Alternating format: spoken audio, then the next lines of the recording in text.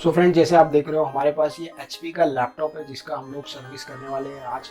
आपको पिछली वीडियोस में हमने बताया था डेस्कटॉप और लैपटॉप की सर्विस करना क्यों ज़रूरी होता है। जो जैसे हम हमारी कार या बाइक की मेंटेनेंस करवाते हैं हर 3 महीने में, उसका ऑयल चेंज करते हैं, उसके ब्रेक्स वगैरह को प्रॉपर करते हैं, क्लच वायर्स वगैरह टूट जाती है या वीक हो जाती है तो उसे चेंज करते हैं। वैसे ही जब हम कंप्यूटर पर काम करते हैं, लैपटॉप पर काम करते हैं तो इसमें बहुत सारा मेंटेनेंस आता है। इसके पार्ट्स अंदर से ख़राब होने लगते हैं, धूल मट्टी जमने की वजह से वो उनका परफॉर्मेंस कम होने लगता है, तो इन्हें प्रॉपर क्लीनिंग और प्रॉपर सर्विस की ज़रूरत होती है। पिछली वीडियो में मैंने बताया आपको कि इसी लैपटॉप का डिस्प्ले नहीं आ रहा था, सर्विसिंग के लिए आया था हमारे पास, लेकिन हमने पहले उसका डिस्प्ले ऑन करना आपको बता दिया। आज की वीडियो में बताएंगे कि भाई सर्विस कैसे करेंगे और सर्विस करने से क्या इंप्रूवमेंट सिस्टम में आएंगे। जब लैपटॉप को खोला जाता है सर्विस के लिए तो उसके अंदर क्या क्या प्रॉब्लम होती है और उसे कैसे सॉल्व किया जाता है, सॉल्व करने के बाद क्या डिफरेंस आता है दोनों में। लैपटॉप को हम जब तक साइड में रख देते हैं, मैं आपको टूल्स बता देता हूँ। टूल्स हमें क्या क्या लगने वाले हैं। यहाँ पर आपको 3 से 4 अलग टाइप के स्क्रू ड्राइवर लग सकते हैं, जो कि बारीक पॉइंटेड पिन का प्लस का होता है, माइनस का होता है, और बड़ी पिन प्लस और माइनस का हो सकता है। या आप डायरेक्टली इस तरह का लैपटॉप का जो स्क्रू ड्राइवर सेट आता है वो ले सकते हो। इसमें स्टार वाले स्क्रू ड्राइवर्स भी होते हैं, स्टार वाली पिन्स भी होती है। ये लैपटॉप ओपनिंग के लिए यूज़ होता है। ट्विज़र वगैरह है, कोई बारीक चीज़ को पकड़ने के लिए यूज़ होता है, नहीं भी हो तो भी चलेगा। और एक कलर का ब्रश जो कलर करने के लिए यूज़ होता है, इस टाइप का छोटा या बड़ा ब्रश आप यूज़ कर सकते हो, हर घर में अवेलेबल होता है। नहीं भी हो तो 20-25 रुपये में आपको मार्केट में मिल जाएगा। टूथब्रश जो आप घर में यूज़ करते हो, पुराना वाला भी आप यूज़ कर सकते हो। LCD क्लीनर या ग्लास क्लीनर आप जिसे बोल सकते हो, ये भी आपको 20 से 25 रुपये में आपको मिल जाएगा। और ये है WD-40 स्प्रे, मैंने पिछली वीडियोज़ में भी बताया था, आपको 50 से 60 रुपये में मिल जाता है। बहुत लंबे टाइम तक यूज़ कर सकते हो आप इसे, एक बार खरीद लोगे तो आप इसमें 100 लैपटॉप की सर्विस कर सकते हो। और ये है PCB क्लीनर या क्लीनर जिसे आप बोल सकते हो। तो ये सारी चीज़ें हमें लगेंगी। और ये है ग्लास क्लीनिंग के लिए जो कॉटन आता है वो वाला कॉटन है। तो ये सारी चीज़ें हमें लगेंगी जो हम यूज़ करेंगे सर्विस करने के लिए लैपटॉप को। तो चलिए स्टार्ट करते हैं। तो देखिए दोस्तों आपके पास लैपटॉप अलग अलग मॉडल्स के हो सकता है जो डिज़ाइन और जो मॉडल के बारे में मैं बता रहा हूँ आपके पास वो ना हो। सभी लैपटॉप के ओपन करने का तरीका मैक्सिमम सेम होता है। बैक साइड में स्क्रूज होते हैं और वो स्क्रूज खोलने के बाद आपके बैक पैनल या तो पूरा एक साथ निकल जाता है या अलग अलग पार्ट्स में निकल जाता है। कीबोर्ड आपका रिमूव हो जाता है। तो मोस्टली यहाँ पर आपको अलग अलग आइकन दिए होते हैं, जहाँ पे अलग अलग सेक्शन होते हैं वहाँ पे आइकन दिए होते हैं कि ये सेक्शन किस चीज़ का है, ये सेक्शन किस चीज़ का है। जैसे ये जो हिस्सा आप देख रहे हो ये रैम का है, यहाँ पे रैम का आइकन बना हुआ है। Hello friends, welcome back to Techno Search. मैं जुबैर शेख आप सबका स्वागत करता हूँ। फ्रेंड्स, अगर आप हमारे चैनल पर पहली बार आ रहे हैं तो चैनल को सब्सक्राइब करें, नोटिफिकेशन बेल आइकन पर ज़रूर क्लिक करें ताकि आपको ऐसी ही टेक्निकल वीडियोस की अपडेट सबसे पहले मिलती रहे। अगर आप चैनल को सपोर्ट करना चाहते हैं, चैनल की इन्फॉर्मेशन और वीडियो से आपको हेल्प मिलती है, तो आप टेक्नो सर्च के लिए कुछ डोनेशन कर सकते हो। डोनेशन के लिए डिस्क्रिप्शन में लिंक दिया हुआ है। और भी ज़्यादा टेक्निकल आर्टिकल्स और इन्फॉर्मेशन के लिए आप हमारी वेबसाइट technosearch.in को चेक कर सकते हो, उसका लिंक भी डिस्क्रिप्शन में दिया हुआ है। तो चलिए स्टार्ट करते हैं आज का वीडियो। तो हम सबसे पहले यहाँ पे रैम का जो हिस्सा है वो खोल के रैम निकाल के उसको अलग साइड में रख देते हैं। प्लस वाले स्क्रू ड्राइवर से यहाँ पे रैम का आपने केस खोल दिया और रैम को यहाँ पे जो साइड में 2 लॉक होते हैं उन लॉक से आपने निकाल कर यहाँ हम साइड में रख देंगे रैम को। अब उसके बाद यहाँ पर जो ये जो हिस्सा आप देख रहे हो ये हिस्सा है यहाँ पे हार्ड डिस्क का, तो हम हार्ड डिस्क को भी यहाँ पे खोल देते हैं। हो सकता है आपके केस में हार्ड डिस्क ये पूरा पैनल ही खुल जाए एक साथ, तो वहाँ पर आप पूरा पैनल खोल लें, उसके बाद अंदर अलग अलग चीज़ें आपको मिल जाएगी। तो ये हमने हार्ड डिस्क का कवर यहाँ पर खोल लिया। सारे कवर्स आप साइड में रख दें और उसके जो स्क्रूज है स्पेशली वो उसके साथ रखें। तो ये जो देख रहे हो आप ये हार्ड डिस्क का कवर है, ये स्क्रू खोलने पर हार्ड डिस्क यहाँ पर रिमूव हो जाएंगी। स्क्रू खोलने के बाद आपको इसे पीछे की तरफ खींचना होता है। यहाँ पर ये हार्ड डिस्क हमारी रिमूव हो गई है। इसमें स्क्रू गिरते नहीं है। खास बात ये है कि ये HP ProBook है, प्रोफेशनल मॉडल है, तो इसमें स्क्रू यहीं पर अटक जाते हैं। नीचे से लॉक दिया होता है जिसकी वजह से स्क्रू गिरते नहीं है या पूरे ऊपर टूटते नहीं, तो यह एक अच्छी चीज़ है। तो यहाँ पर हार्ड डिस्क को भी हम साइड में रख देते हैं। अब उसके बाद यहाँ पर जो DVD सेक्शन है, तो ये DVD सेक्शन का यहाँ पर एक स्क्रू दिया हुआ है, DVD का यहाँ पे आइकन बना हुआ है, तो मैं सबसे पहले उसे खोल देता हूँ। DVD का स्क्रू हमने निकाल दिया। DVD राइटर को आपको क्या करना है, यहाँ से आपको उसे नेल्स की मदद से ऐसे खींच लेना है, तो आपका DVD राइटर बाहर के हिस्से में आ जाएगा। और ये DVD राइटर हमने हमारे सिस्टम का निकाल कर उसे भी साइड में रख दिया। अब जो मैक्सिमम हमारे यहाँ पर जितने भी पार्ट्स थे, जितने भी यहाँ पर कार्ड्स थे, वो सारे यहाँ पे हमने खोलकर निकाल दिए। रैम निकाल दी, हार्ड डिस्क निकाल दिए, DVD राइटर निकाले। ये जो हिस्सा आप देख रहे हो ये वाईफाई कार्ड का है, तो इसे मैं अभी नहीं खोलूँगा। और उससे पहले आपको बैटरी रिमूव कर लेना है। ये आपको बैटरी सबसे पहले रिमूव कर लेना है, क्योंकि बैटरी में चार्ज होता है। और बैटरी को भी हम यहाँ पे साइड में रख देते हैं। यहाँ पर कीबोर्ड की मार्किंग वाले स्क्रूज जो दिख रहे हैं, मैं इन्हें खोल दूँगा। 1 2 3, ये 3 कीबोर्ड की मार्किंग वाले स्क्रू हैं। तो पहले मैं इन्हें खोल दूँगा ताकि हम कीबोर्ड रिमूव कर सकें ऊपर से। और ये भी स्क्रू इसमें से निकलेंगे नहीं, क्योंकि इनको भी अंदर से लॉक किया हुआ होता है, तो वो गिरते नहीं है, वो पैनल में ही लगे रहते हैं। तो आपको मतलब संभालने की ज़रूरत नहीं पड़ती इसको। मोस्ट ऑफ द टाइम ये होता है कि स्क्रू छोटे बड़े होते हैं। अगर छोटे स्क्रू की जगह पे बड़ा स्क्रू लग जाता है तो वो आगे के हिस्से को डैमेज कर देता है। तो यहाँ पे कीबोर्ड के हमने स्क्रू खोल लिया। अब हमको क्या करना है, लैपटॉप को पलटाकर उसके कीबोर्ड को निकाल लेना है। तो कीबोर्ड निकालने के लिए ये जो लॉक आप देख रहे हो, इन लॉक्स को आपको नीचे की तरफ करना है। ये लॉक टूटा हुआ है, इस लॉक को नीचे की तरफ करना है और आपका कीबोर्ड बहुत आसानी से ऊपर आ जाता है। जैसे कि आप देख रहे हो ये ऊपर आ गया। अगर नहीं आता है तो इस तरह का जो बारीक स्क्रू ड्राइवर होता है, बारीक पॉइंट वाला माइनस वाला, आप उसे हल्के से ऊपर की तरफ खींच सकते हो। तो ये कीबोर्ड यहाँ पे हमारा ऊपर आ चुका है। इसे आप आगे की तरफ ढकेलें तो आपको यहाँ पर इसके कनेक्शन देखने के लिए मिलते हैं। तो इसके कीबोर्ड को आप इस तरफ से पलटा लें और ये जो कनेक्शन है आपको बहुत ही ध्यान से रिमूव करना है। रिमूव करने से पहले आप उसका यहाँ पे लॉक होता है, उस लॉक को ऊपर की तरफ उठा लें। जो ब्लैक आपको पट्टी दिख रही है, इसे आपको ऐसे ऊपर की तरफ उठा लेना है, तो ये आपका अनलॉक हो जाएगा। ये अनलॉक हो गया। अब आपको ये वायर को ऊपर की तरफ खींच लेना है। तो ये कनेक्शन आपका देखिए निकल गया। सेम ऐसे ही आपको क्या करना है, ये जो वाइट वाला आपको कनेक्शन दिख रहा है, इसे भी आपको ऊपर की तरफ उठाना है। ऊपर की तरफ उठाना है। ये जो वाइट आप देख रहे हो ये लॉक है, ये उसको उठाने से ये केबल आपकी निकल गई। अब ये कीबोर्ड हमारा यहाँ पर अलग हो चुका है, इसे भी हम साइड में रख देते हैं। अब हमको क्या करना है, ये जो कॉर्नर के जो स्क्रूज है, ये स्क्रूज हमें खोल लेना है यहाँ पर। तो ये कॉर्नर के जो स्क्रूज है ये स्टार पॉइंट वाले हैं, तो हम यहाँ पे उसके लिए ये वाला स्क्रू ड्राइवर यूज़ करेंगे। तो ये जो कॉर्नर्स के स्क्रू है वो स्टार वाले, तो हम यहाँ पे स्टार वाला जो स्क्रू ड्राइवर है वो यूज़ करेंगे इसे खोलने के लिए। तो दोस्तों हमने बैक साइड के पूरे स्क्रूज यहाँ पर खोल लिए हैं। और बैक साइड के स्क्रूज खोलने के बाद आपकी ये यहाँ पर मेरे मॉडल में ये पट्टी निकल रही, हो सकता है आपके मॉडल में ये पूरा हिस्सा आपका निकल जाए। तो आप एक बार देख लें कि भाई आपके मॉडल में किस तरीके से जो है तो डिज़ाइन दिया हुआ है। और ये जो स्ट्रिप है इसे मैं यहाँ से अनलॉक करके इसकी पट्टी को निकाल दूँगा, जैसे हमने कीबोर्ड की पट्टी को निकाला था। और ध्यान ये रहे कि, और आपको ये ध्यान में रखना है कि आपको किसी तरह का प्रेशर ज़्यादा यहाँ पर नहीं लगाना है।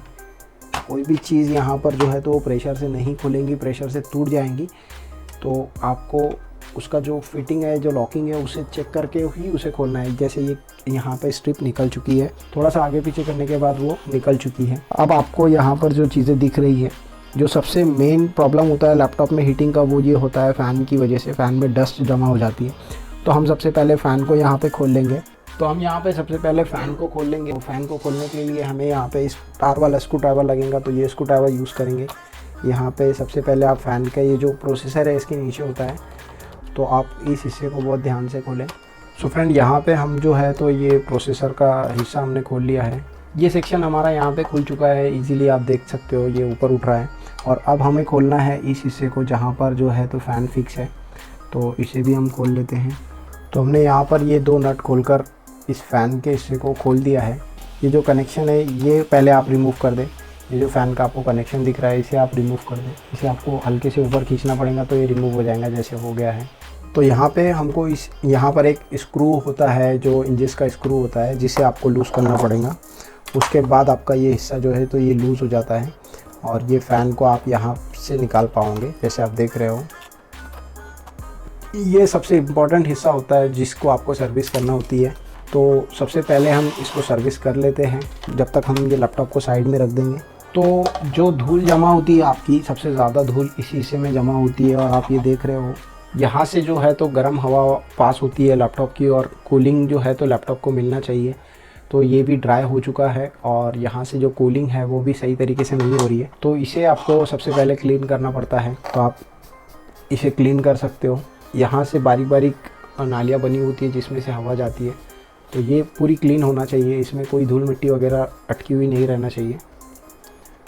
उसके बाद जो फ़ैन का जो इनर साइड आप देख रहे हो, फ़ैन की जो ब्लेड्स होती है इसमें भी बहुत सारी धूल जमी होती है, तो आप उसे भी क्लीन कर सकते हो।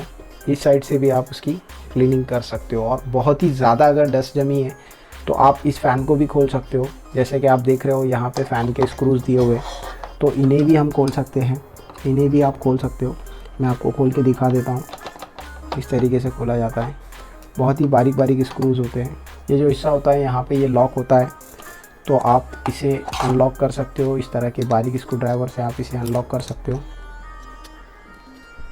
देखिए ये इस तरीके से आप फ़ैन को खोल सकते हो और खोलने के बाद उसकी अंदर से डीप क्लीनिंग कर सकते हो।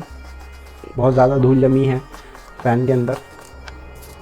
स्क्रूज़ आपको बहुत संभाल के रखना है। स्क्रू आपका अगर कहीं मिस हो जाता है तो दूसरा स्क्रू उसको बैठेगा नहीं, आपको उसी मॉडल का या उसी नंबर का स्क्रू लगेगा। तो यहाँ पे हमारी डीप क्लीनिंग हो चुकी है। अब वापस से आप आपके फ़ैन को फिक्स कर सकते हो। ये जो सरफेस है इसको भी हम क्लीन कर लेते हैं। इसे वापस से आप लॉक कर सकते हो, दोनों साइड से लॉक हो जाएगा। उसके बाद आप उसके स्क्रूज़ को टाइट कर सकते हो।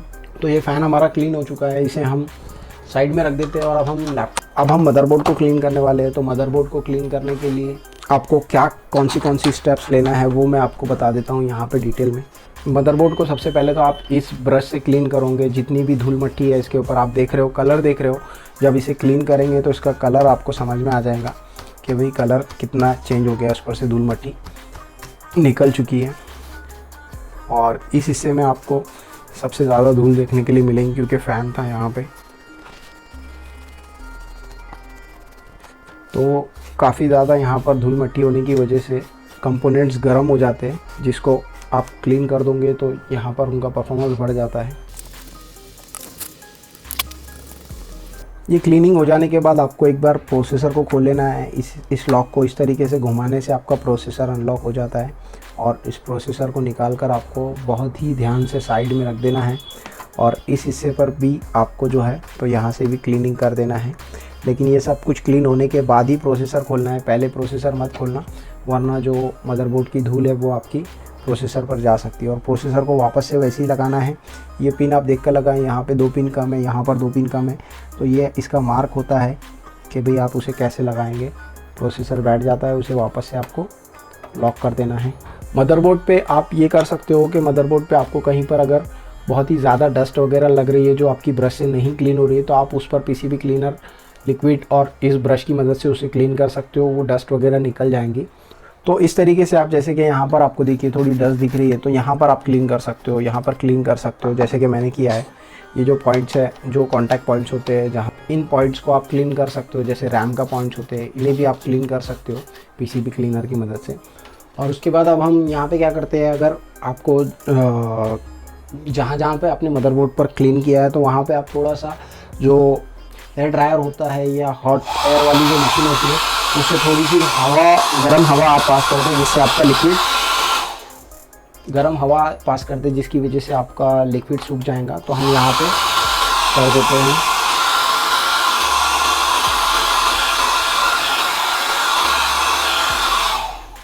तो अब जो कूलिंग पेस्ट है यहाँ पे काफ़ी ड्राई हो चुका है, तो मैं यहाँ पे थोड़ा सा कूलिंग पेस्ट डाल देता हूँ इसके ऊपर, ताकि जो कूलिंग है लैपटॉप की वो बनी रहे। बहुत ही थोड़ा लगाना है आपको कूलिंग पेस्ट, ज़्यादा मत लगाना, वरना वो दूसरे कंपोनेंट्स पर फैल कर गिर सकता है। तो यहाँ पे हम हीटिंग फ़ैन है वो हम वापस से यहाँ पर इंस्टॉल कर रहे हैं। बहुत ही ध्यान से करना है आपको ये काम, यहाँ पे कोई गड़बड़ मत करना आपने। ये CPU के जो स्क्रूज़ है ये आपको थोड़े फिट कर लेना है पहले, ताकि वो हिले नहीं अपनी जगह से। और ये जो इंजेस वाला जो स्क्रू है ये आपको पहले फ़िट कर लेना है, ताकि जो जगह है उसमें कोई गैप ना रहे। फ़ैन की जो स्पेस है उसके बीच में और जो लैपटॉप की बॉडी है उसके बीच में कोई स्पेस बाकी ना रहे, लूज़ ना रहे कहीं से। फ़ैन के जो स्क्रूज़ है वो अभी हम लगा रहे हैं इसमें। तो ये फिट हो चुके हैं फ़ैन के स्क्रू यहाँ पे। अब हम CPU के स्क्रूज फिट कर रहे हैं। CPU के ऊपर का जो लॉक है उसे प्रॉपर फिट कर रहे हैं। अब इसके बाद जो फ़ैन का जो कनेक्शन है, ये आपको लगा देना है वापस इसी सॉकेट में। तो ये कनेक्शन भी हमने लगा दिया। अब जो बाकी की जो चीज़ें इसकी हम लोग सर्विसिंग कर देते हैं, जैसे कि यहाँ पर आप देख रहे हो काफ़ी धूल मट्टी जमा है, तो ये भी हम क्लीन कर देते हैं। और इस पट्टी को हम वापस से यहाँ पे लगा देते हैं। ये पट्टी यहाँ पर लग गई है। अब उसकी जो स्ट्रिप है वो हमें यहाँ पे अटकाना है, तो उस स्ट्रिप को आप यहाँ पे अटका कर लॉक कर देंगे।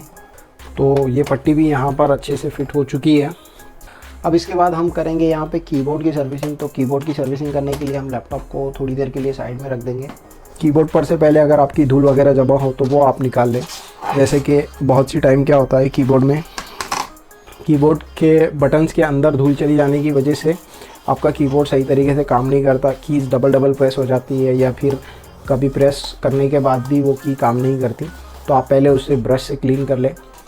और ये जो पीसीबी क्लीनर या लिक्विड क्लीनर जिसे हम बोलते हैं, तो इससे भी आप क्या करें, आपके जो कीबोर्ड के जो साइड्स में आप क्लीन कर सकते हो, जहाँ पर धूल मिट्टी वगैरह अटकी हुई है, जिसकी वजह से धूल मिट्टी आपकी निकल जाएंगी और जो भी आपका कचरा वगैरह फंसा हुआ रहता है तो वो इससे क्लीन हो जाएगा। तो ये सारे ही आप कीज़ के जो रोज़ होते हैं और कॉलम्स होते हैं उसके बीच में आप इसे क्लीनिंग करें, तो जिससे क्या होगा कि आपके कीज़ में जो कचरा फंसा होता है वो निकल जाएगा और कीज़ आपके सॉफ्ट हो जाएंगे। आपको मल्टीपल टाइम की को प्रेस करने की ज़रूरत नहीं पड़ेगी।